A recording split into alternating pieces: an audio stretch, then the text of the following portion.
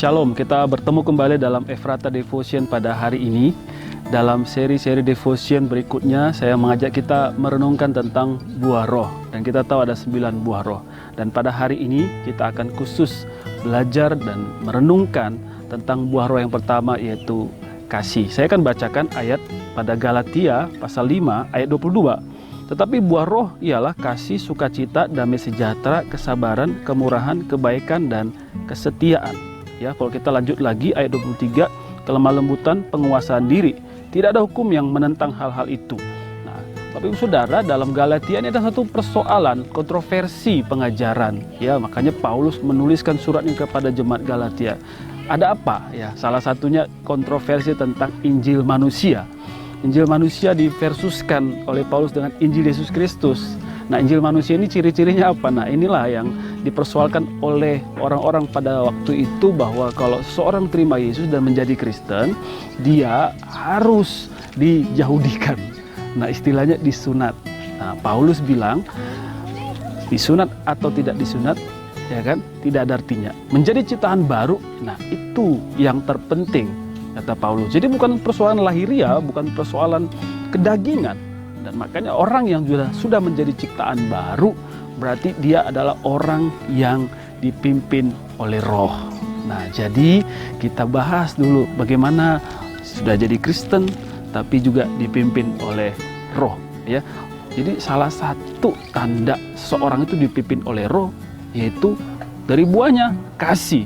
Nah, kalau seorang tidak punya kasih, nah jangan ngaku-ngaku jadi Kristen lah. Nah, ini memang berat, ya. Tapi indikatornya sangat jelas. Kalau seorang sudah menyatakan diri jadi Kristen, sederhana, lihatlah apakah dia mengasihi atau tidak. Simple, bukan? Nah, jadi saya mau ngajak begini, kita coba merenung Bapak Ibu Saudara, ya. Kalau kita sulit untuk mengasihi, berarti kita ini sedang dikuasai oleh kedagingan kita, ya kan? Sudah berapa lama kita misalnya jadi Kristen, sudah berapa lama kita ke gereja, sudah berapa lama kita melayani, ya. Bahkan kita mungkin punya karunia-karunia yang hebat, ya, jadi worship leader, menjadi song leader, jadi pemusik, menjadi majelis, saya katakan begitu, ya, menjadi salah satu donatur juga mungkin barangkali dalam hal memberi, kemudian banyak hal, ya. Tapi jika kita tidak punya kasih, nah ini Paulus bilang sama seperti gong yang bergemerincing. Dalam 1 Korintus pasal 13 kan ayat 1-3 dibilang, kalau kita punya iman bisa memindahkan gunung, kita bisa berbahasa roh, kita bisa bernubuat, tapi kalau tidak punya kasih, itu semuanya sia-sia, ya. Jadi oleh karena itu, untuk kita mengetahui apakah kita dipimpin oleh roh atau tidak, sederhana, coba cek apakah kita bisa mengasihi, apakah kita bisa mengampuni.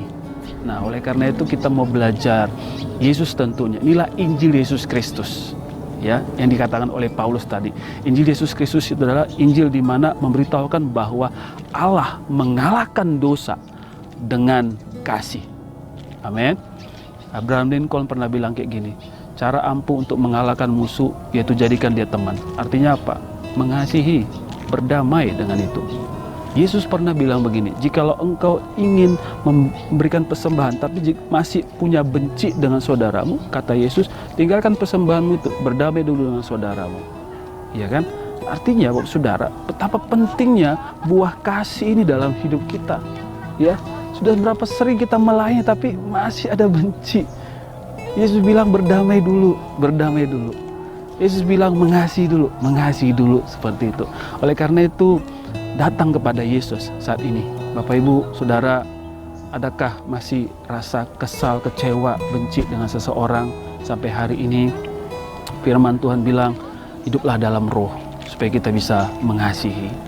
Ampunilah orang yang menyakitimu. Ini akan membuat kita merdeka. Ini akan membuat kita damai, gitu ya. Mengasihilah, mengampunilah. Kasihilah teman pelayanmu, gereja. Kasihilah suamimu, kasihilah istrimu, kasihilah orang tua kita, kasihilah anak-anak kita, ya.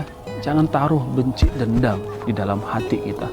Oleh karena itu, tirulah Yesus yang selalu mengasihi kita. Justru waktu kita berdosa, dia mengasihi kita. Mari kita mengasihi orang sekalipun dia mengecewakan kita. Itulah bukti bahwa kita hidup dalam roh, yaitu mengasihi. Shalom, selamat berjuang untuk mengasihi. Tuhan Yesus memberkati kita.